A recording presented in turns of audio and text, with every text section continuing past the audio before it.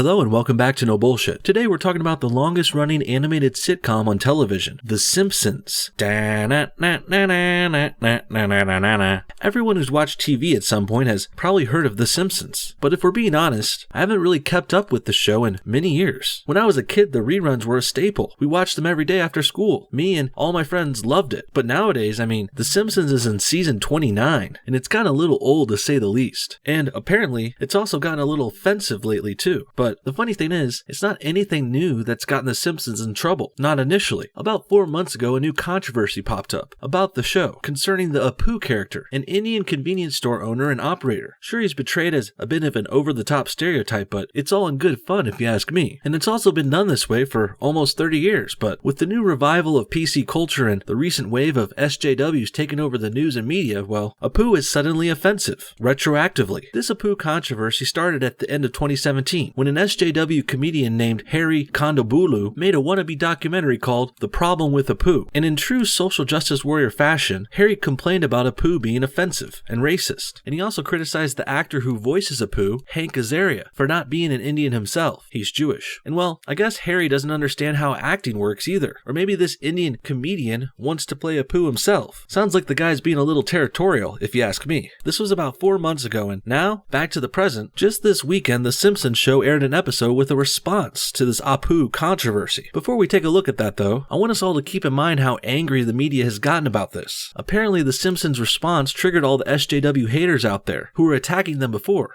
Take a look at all these headlines. The Simpsons made its Apu problem even worse. The Simpsons response to the problem with Apu draws ire from fans. The Simpsons doesn't care that Apu's portrayal is racist. It really looks like the SJW run media is triggered here about this situation once again. And that's actually a good sign for me. Sounds to me like The Simpsons clapped back and stood their ground a bit here. And I'm always happy to see people standing up and not giving in to the demands of SJWs. So without further ado, let's go ahead and check out some clips from this episode and see what The Simpsons had to say about this Apu controversy. The beginning of the episode sees Marge force the Simpson family to stop watching so much TV. She eventually takes them to the bookstore instead. Here Marge finds a favorite book from her childhood, and later on she tries to force the book onto her daughter Lisa. Clara grew up in South America, where she was raised by many native servants, but they were too naturally servile to oppose her will.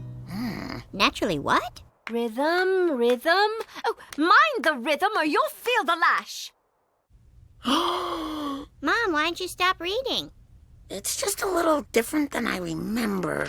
So it appears Marge has forgotten some of the finer details of this old book of hers. Some parts appear to be pretty offensive and outright racist, especially by today's standards. And if you're keeping up, we can already see the parallels they're setting up here. This old book is much like the old show of The Simpsons. And when you go back and look at them with the 2018 current year SJW glasses, everything seems problematic. Let's continue. She meets a boy named Connor. Like all Irish, he was feeble-witted and drunk.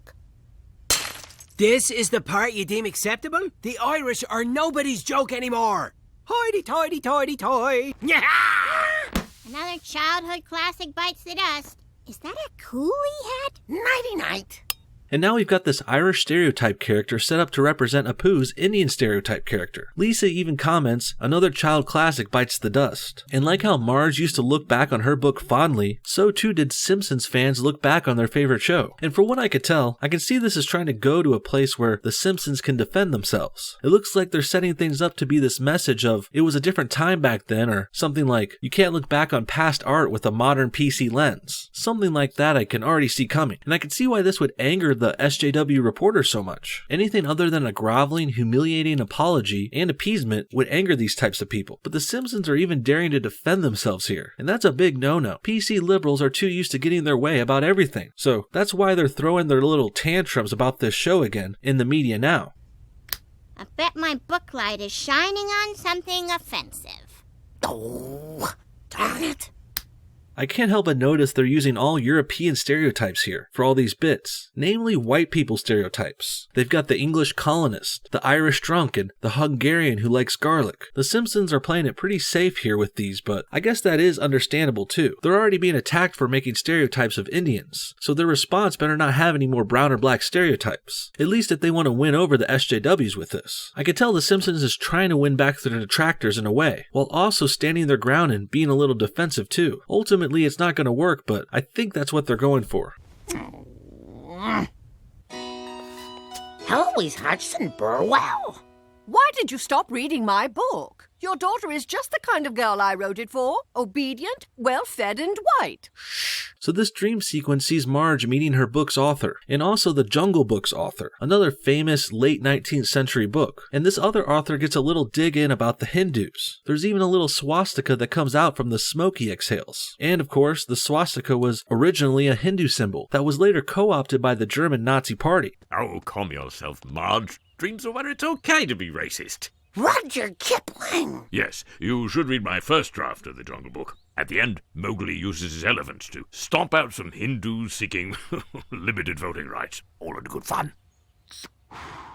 And at first glance, this seems like it could be a bit of a throwaway joke, but upon thinking about it further, I do think there's some deeper meaning here. You see, prior to the Nazi Party, the swastika symbol didn't have these negative, racist, evil connotations. It was an ancient Hindu symbol, used as a religious icon in India and other places around it. It wasn't until after World War II and after the Nazis were defeated and all their war crimes were discovered, after that's when everyone thought the swastika was offensive. And this situation, again, is a parallel for the Apu controversy. Not only is Apu also Indian himself, like the swastika symbol, he's also being judged differently in the present, despite being a well-liked portrayal for years. The point is, things change over time. Opinions change depending on current events and politics. So, basically, what the show is trying to say is, attacking them for how they portrayed Apu in the past, based on the PC SJW politics of the present, isn't really fair, and it's not really necessary either. Next, the episode cuts to Bart and Homer's side story, which is a mostly unrelated bit about Bart trying to get Homer to take him to a convention for his new favorite video game called Tunnelcraft, which is an obvious parody of the real-world Minecraft. And I have to say, I think this reference is a little dated, if you ask me. Sure, kids still play Minecraft, but that craze died down years ago. That's so 2012. If this episode really wanted to be relevant, they should have made a game parody of Fortnite, but I digress. Let's go and skip over that and get back to the Marge story.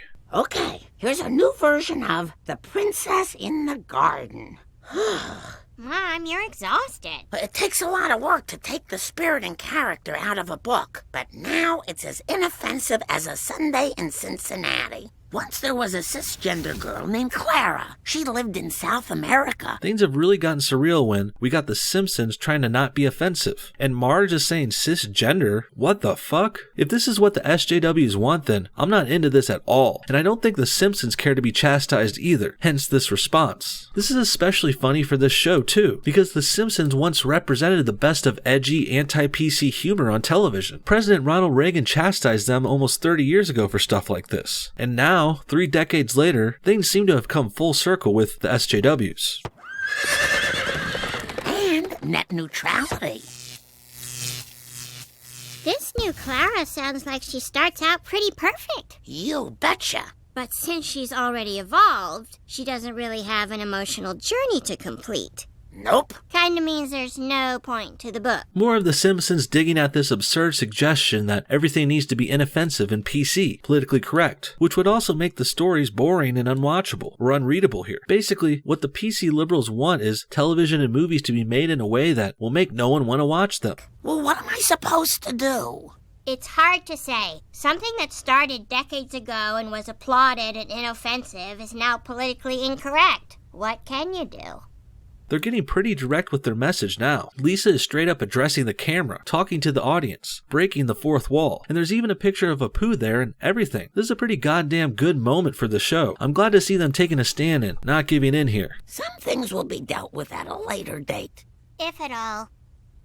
So the Simpsons basically admit they're not going to do anything about this Apu controversy. Or non-troversy if you ask me. I mean, what are they supposed to do here anyway? Delete their older episodes? Confiscate all the DVDs from people that bought them? I know what the SJWs want them to do. Even that fake comedian who made a documentary admitted it. He wants more Apu. He wants Apu to have more screen time with better parts and shit. Essentially, they're trying to take over the whole Simpsons show. And over what? I mean, I haven't seen the documentary and I doubt I ever will, but I really can't wrap my head around what negative stereotypes stereotypes Apu showcased on the show. He has always been the most level-headed and sympathetic character as far as I've seen, and I always thought he was the embodiment of an American dream too. A first-generation illegal immigrant who did it right and eventually owned his own business. Of course he speaks with an accent, and that's a bit of a joke, but he is a first-generation immigrant, and they do have accents, like it or not. But I don't ever recall The Simpsons painting his accent in a very derogatory light. Lots of Indian immigrants own convenience stores, and I never thought that was a bad thing either. I think this guy who made the documentary just got called a poo on the playground as a kid, so now he's very salty about it. By the end of the episode, Marge and Lisa visit a university to talk with some professors about this problematic book. Heloise Burwell is a lesbian icon. Her offensive stereotypes were actually a self-consciously ironic protest against her own oppression. How much of that do you actually believe? Most. So much to take in. How do you deal with it all? With the help of Sherry. Basically, the professors come up with these out there, elaborate justifications to rationalize presently perceived racism on past works, and this ultimately turns them to drinking in order to keep all their shit straight. And this here probably represents the constant struggle these politically correct people face, especially at university. I mean, the professors and everything there are all lefties, and they have to go through these elaborate mental gymnastics in order to be both constantly offended while also respecting past works and past perceptions. In the end, Marge and Lisa's story pretty much ends here, in a bit of a weird place, which is not unlike where the Simpsons shows stand currently in the mainstream media. They were clearly trying to defend themselves a bit here, in the most inoffensive way possible, and the Simpsons was smart enough to know that you should never apologize to SJWs. I'll give them credit for that. Apologizing here would never help. It would just make things worse, actually. Once you apologize to social justice warriors, they don't forgive you. They smell blood and they come after you more. No, really, the Simpsons are doomed here either way. The radical PC liberals are after them a bit, and it may not go away anytime soon, especially considering all the angry news report responses we've already seen. So it looks like I was pretty much right about the Simpsons defending themselves, and that's why the left-wing press is coming after them again. But I think it's pretty clear the Simpsons really didn't do nothing. They're a comedy show that made some jokes, and many of these were decades ago. And sure, some of their gags are offensive and racy, but this controversy over Apu is completely undeserved, and Apu wasn't even portrayed that bad to begin with. Really, this all came from a butt-hurt SJW comedian who was still salty about being called Apu once or twice in grade school. And now he's coming back at the show that made that moniker a thing. What do you guys think? Is the Simpsons portrayal of Apu offensive? Was the response and defense here well done? And when will the SJW journalists leave them alone? Comment your thoughts and everything below, and thanks for watching No Bullshit. See y'all next time.